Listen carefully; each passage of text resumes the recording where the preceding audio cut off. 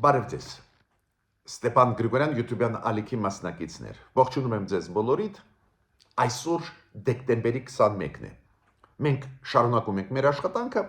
գլխավոր թեման այսօրվա մեր զրույցի կլինի ոնց են պետությունները պաշտպանում իրենց շահերը, այս ալեկոծվող աշխարհում, այս մարտահրավերների օրոք, տարբեր պետությունների առջև կանգնած են տարբեր մարտահրավերներ, տարբեր ձևերով պետք է արձագանքել, բայց ուսումնասիրելը ոնց են արձագանքում տարբեր պետությունները անչափ կարևոր է, մենք ցույց կտանք դա Ուկրաինայի օրինակով, ստեղ լուրջ զարգացումներ են գնում, եվրոպական պետությունների օրինակով, Ճապոնիայի, Բելարուսի, ուրեմն այսօրվա մեր զրույցը նվիրված է այս հարցերին։ Ու հաշվի առնելով, որ Հայաստանի Հանրապետության արտաքին քաղաքականությունը վերջի ժամանակներս շատ ակտիվ է, պնդում եմ շատ ու շատ դրական զարգացումներ ստեղ կան ու մենք ակտիվ արտաքին քաղաքականություն վարում ենք, շատ օգտակար է այս զարգացման դրական process-ի ժամանակ Հայաստանի էլիտային ուսումնասիրել այլ պետությունների փորձը օրինակները պաշտպանել իրենց անվտանգությունը եւ մարտահրավերները չեզոքացնելու փորձը։ Սկսում ենք մեր աշխատանքը, խնդրում եմ բաժանորդագրվել, կիսվել, լայքել, դուք գիտեք, բաժանորդագրումը ձեր կողմից կիսվելը, լայքելը տարածում է մեր նյութերը, որոնք անչափ կարևոր են եւ սփյուռքայության համար, եւ Հայաստանի Հանրապետության բոլոր առանց բացառությամբ քաղաքացիների համար։ Գիտեք, որ Դմիտրի Պեսկովը Պուտինի պրես-քարտուղարը հայտարարությունով հանդես եկավ, որ իրանք պատրաստվում են ընդունել Սանկտ Պետերբուրգում Իլհամ Ալիևին։ Իրանք ասում են մենք հաջողով իրանք կընդունեն, ինչ որ այդպես դիֆերամբեր երկեց Ալիևին, ինչի հետ է դա կապված։ Այսօր եւ վաղը, դեկտեմբերի 21-ին եւ 22-ին անցնելու է ոչ ֆորմալ ԱՊ երկրների գագաթնաժողով։ Ու պարզ է, որ բոլոր ԱՊ երկրների ղեկավարներին հրավիրեցին Սանկտ Պետերբուրգ, այդ ես գիտեմ ամեն տարի այդ ավանդույթ կա այս ձևի ԱՊ երկրների ղեկավարների հավաք, բայց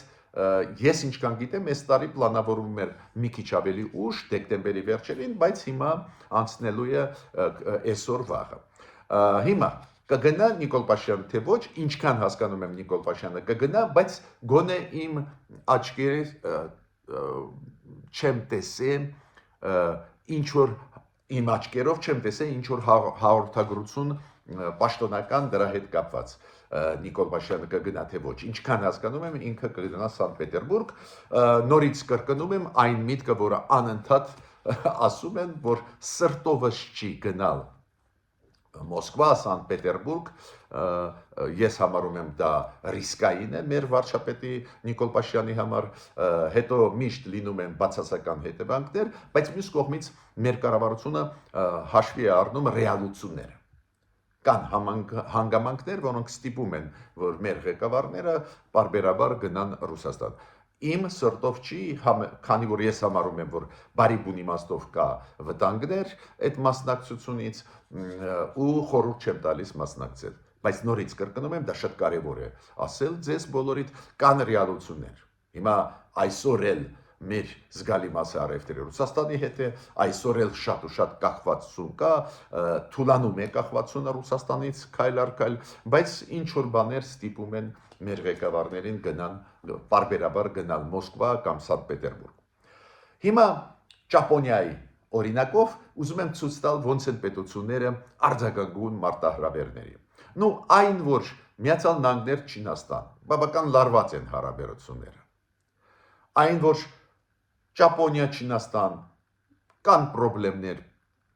հարաբերություններում։ Մի կողմից կա ակտիվ առևտուր Ճապոնիա Չինաստան 300 միլիարդի դոլարի հասնող, մյուս կողմից կան քաղաքական հարցեր, Թայվանի հետ կապված հարցեր, որոնք լարվածություն են մտցնում։ Բացի դրանից, այդ ռեգիոնում ասիական, արևելյան, հյուսիսային ասիական ռեգիոնում դուք գիտեք կա հյուսիսային Կորեան, բավական ագրեսիվ քաղաքականություն է վարում, անընդհատ փորձարկում է անում նոր եւ նոր հրթիռների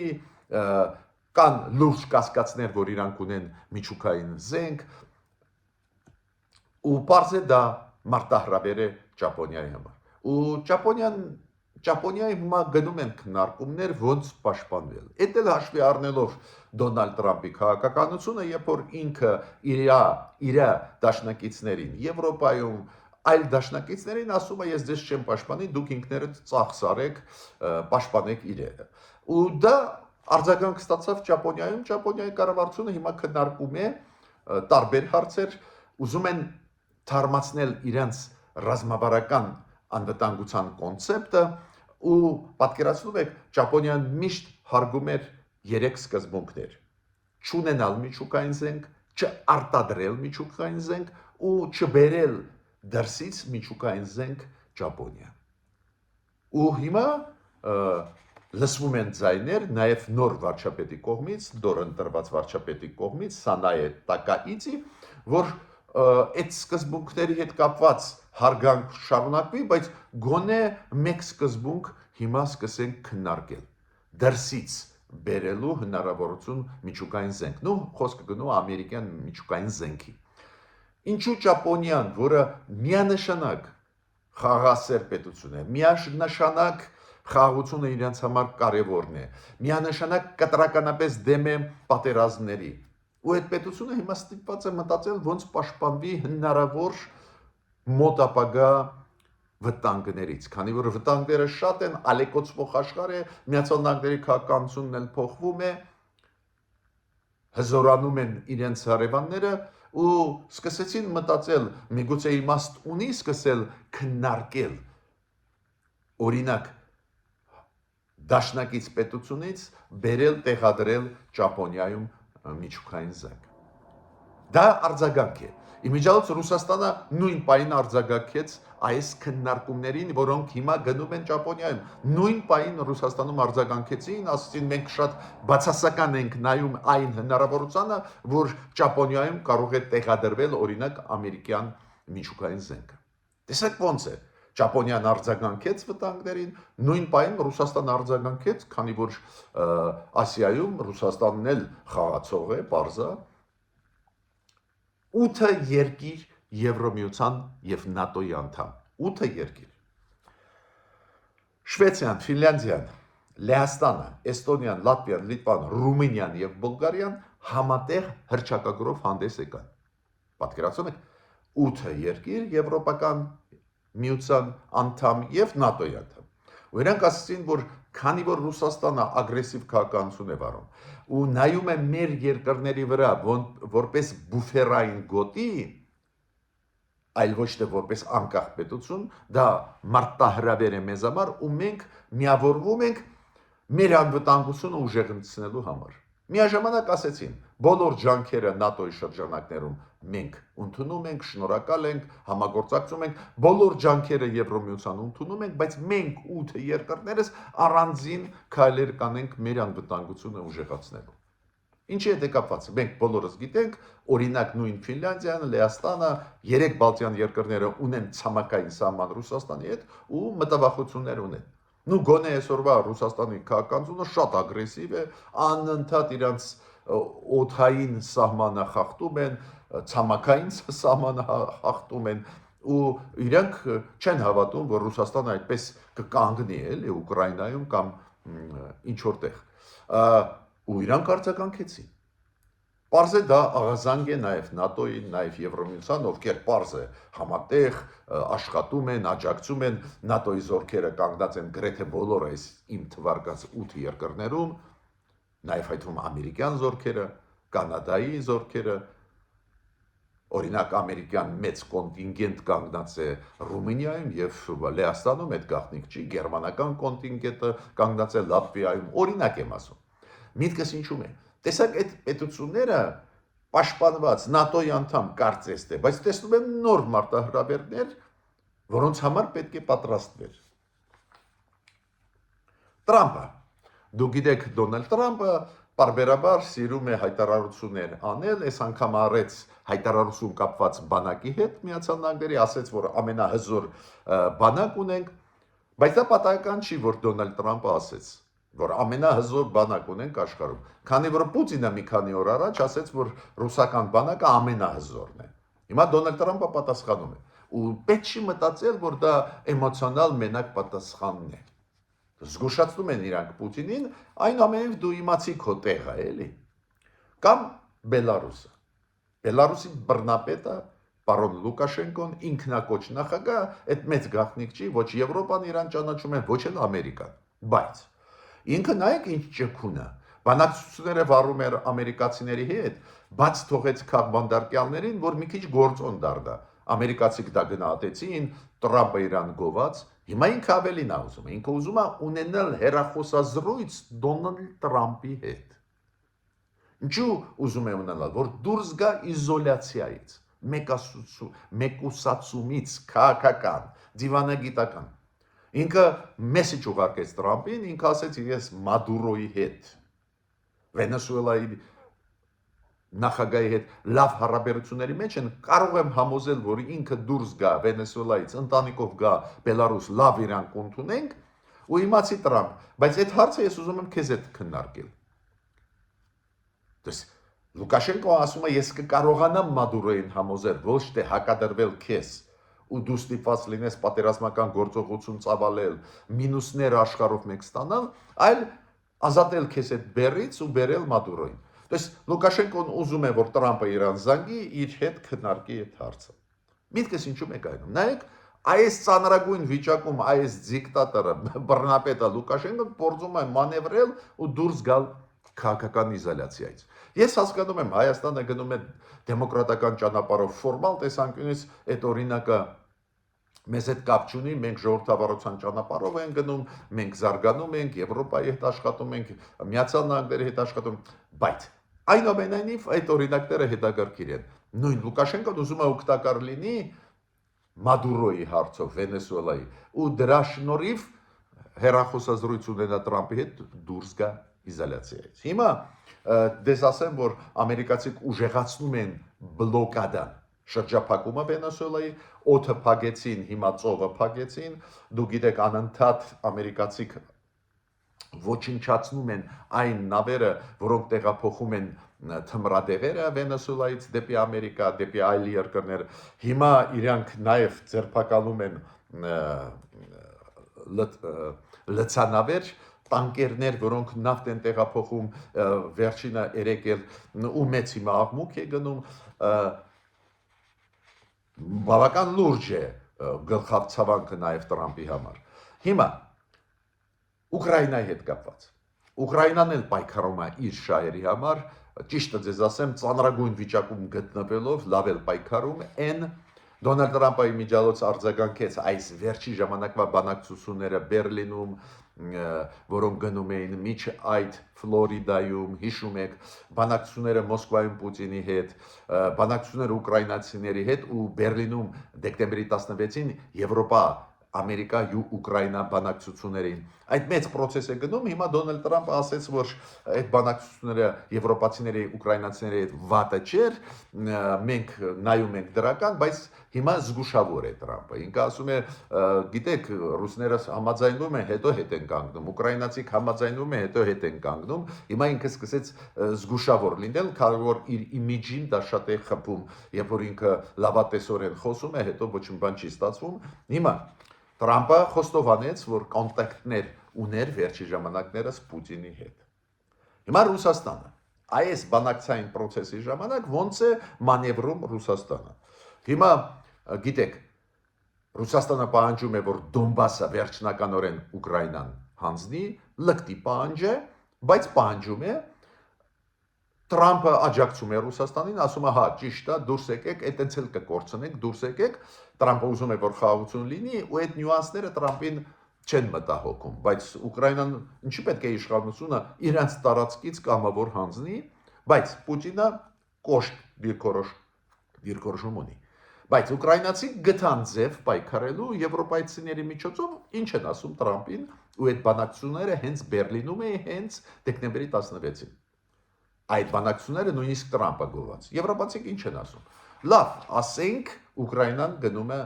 այս ձևի լրջագույն զիջումանը Մինչդեռ չպետք է գնա, ուղիղ հակառակը զորքերը պետք է Ուկրաինայից Ռուսաստանը դուրս բերի։ Բայց լավ, Ուկրաինան ինչ որ տարածքներ հանձնի Ռուսաստանին։ Բայց ինչ երաշխիքներ դու տալիս ես, որ Ռուսաստանը երկրորդ, երրորդ անգամ, չորրորդ անգամ չհարձակվի։ Ու ստեղ Տրամպի հետ կան ընդհանուրի եվրոպացիք եւ ուկրաինացիք, որ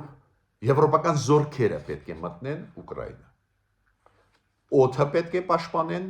Ուկրաինայի, ծովում պաշտպանեն, ցամաքային զորքեր պետք է արևմտյան մասում Ուկրաինայի տեղադրվեն։ Ու դուք կարող ասել, դե միշտ Ռուսաստանը կտրականապես դեմ էր, բայց նայեք, Ռուսաստանը հասկանում է, որ առաջինը մերժել վտանգավոր է, Տրամպը կուժեղացնի սանկցիաները իրանց դեմ, դա է պատճառը, որ Պեսկովը ասում է, ընդհանուր մենք դեմ ենք, Պեսկովը հայտնի պրեսկարտուղարը Պուտինը, ընդհանուր մենք դեմ ենք, բայց դա էլ կարելի է քննարկել։ Կամ Ռուսաստանը ինչ է ասում։ Ասում է մենք խաղաղություն ուզում ենք։ Իրանց ասում են, դե հիմա նոր տարին գալիս է եւ այլ, արի նոր տարվա կապակցությամբ արի զինադադար հաստատի։ Չէ, ինքը ասում է ես խաղաղության դեմ եմ, կողմ եմ։ Ես խաղաղության կողմ եմ։ Ինչ զինադադար, զինադադարի դեմ եմ։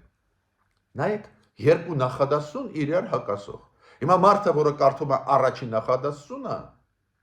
որ Ռուսաստանը կողմ է խաղաղության, ասում է, բայց ինչ եք ուզում, արա, ուզում են խաղաղություն, բայց չի կարդում երկրորդ նախադասությունը, որպես որ գրված է, մենք զինադադարի դեմ ենք։ Զինադադարի եթե դու դեմ ես, ուրեմն խաղաղության դեմ ես։ Նայեք, ոնց են պաշտպանում իրենց շահերը, մանիպուլացնում երկրները։ Ու դա պետք է մենք բացենք մեր հասարակության համար, մեր իշխանությունների համար, քանի որ ակտիվ մեր քաղաքականությունը ողջունելի է միանշանակ, բայց այդ նյուանսները, այդ փորձը պետք է ուսումնասիրենք։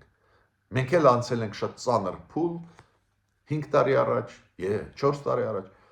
ու ես չէի ասի, որ բոլոր դեպքերում մենք ճիշտ կողմ որոշվել ենք, աճակուն ենք եղել, ուրեմն սովորելը ամոթ չի, նորմալ է դա։ Հիմա մյուս փուլը բանակցությունների Ուկրաինայում հիմա է սկսվում այս Կիրակի օրը, Կիրակի երկուշաբթի Մայամիում Ռուսաստանի հատուկ լիազորությունները դեսպանային դեղ է գտնվում, նաև ավելի ուշ պետք է գան ուկրաինացիք, ամերիկացիք առանձին բանակցություններ կվարեն ռուսների ներկայացուցիչների եւ Ուկրաինայի ներկայացուցիչների հետ։ Հիմա եվրոպացիք եւ ուկրաինացիք ինչ են ասում, որ Բերլինում շատ լավ անցավ այդ բանակցությունները, ամերիկացիք համաձայնվեցին իրանց հետ, որ պետք է երաշխիքներ լինեն։ Ու ստեղ է, որ շատ կոշտ դիրքորոշում ունի Մակրոնը, Էմանուել Մակրոնը, Ստարմերը, վարչապետը Մեծ Բրիտանիայի, Էմանուել Մակրոնը նախագահն է, Ֆրանսիայի, Գերմանիայի կանցլերը, Մերցը, իրենք կոշտ դիրքորոշում ունեն։ Առանց անվտանգային համակարգի Ուկրաինան ոչ մի բան չպետք է զիջի Ռուսաստանին,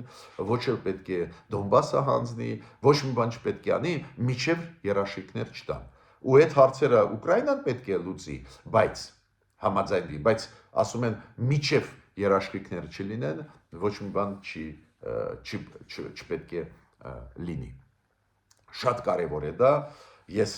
այսօր ձեզ ներկայացրեցի այդ մի քանի օրինակները ու նյուանսները ոնց են պայքարում բանակցությունների ժամանակ պետությունները իրենց շահերը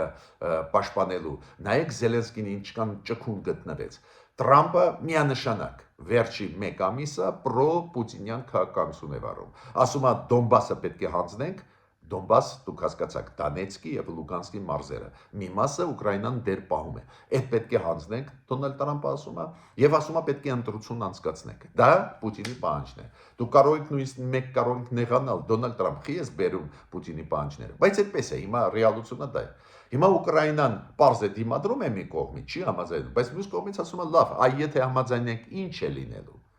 Ով է մեզ պաշտպանելու։ Ու Դոնալդ Տրամպը խոմ չի կարող ասել հանձնենք, հետո անպաշտպան մնաք։ Ու Դոնալդ Տրամպը համաձայնվեց քննարկել այլ հարցեր։ Բացի դրանից Ուկրաինան այդքան խելոք գտնվեց, ճկուն գրագետ, որ եվրոպացիներին դարձրեց իրենց իսկական դաշնակիցներ։ Եվրոպացիք միջև վերջ պաշտպանում են։ Այո, համընկնում են շահերը, դուք ճիշտ եք։ Բայց պետք է մեծ աշխատանք տանես, որ այն երկրները, որոնք աջակցում են, համոզվեն, որ համընկնում են շահերը, համոզվեն, որ Ռուսաստանը լուրջ վտանգ է։ Օրինակ Զելենսկին անընդհատ մեսիջներ է ուղարկում։ Ուկրաինայի հանձնումից հետո, եթե դուք դավաճանեք մեզ, հանձնեք Ռուսաստանին, մյուս հերթը կլինի Լեհաստանը եւ Բալտյան երկրները։ Ու ես համաձայն եմ այդ տրամաբանության հետ, կողքեվորվի Պուտինը, այտենց էլ հարձակվում է անընդհատ այդ երկրների վրա, խախտում է օդային տարածքը, ցամաքային տարածքը, ուղարկում է դրոններ այդ երկրներ, բայց եթե Պուտինը հասնի իր ուզածի Ուկրաինայում, պարզա ինքը չի կանգնի։ Այդ մեծ 1 միլիոնանոց բանակը կանգնացնել շատ դժվար կլինի։ Ես ավարտեցի այսօրվա իմ ելույթը, խնդրում եմ բաժանորդակվել, կիսվել, լայքել, միջ նոր հանդիպումներ։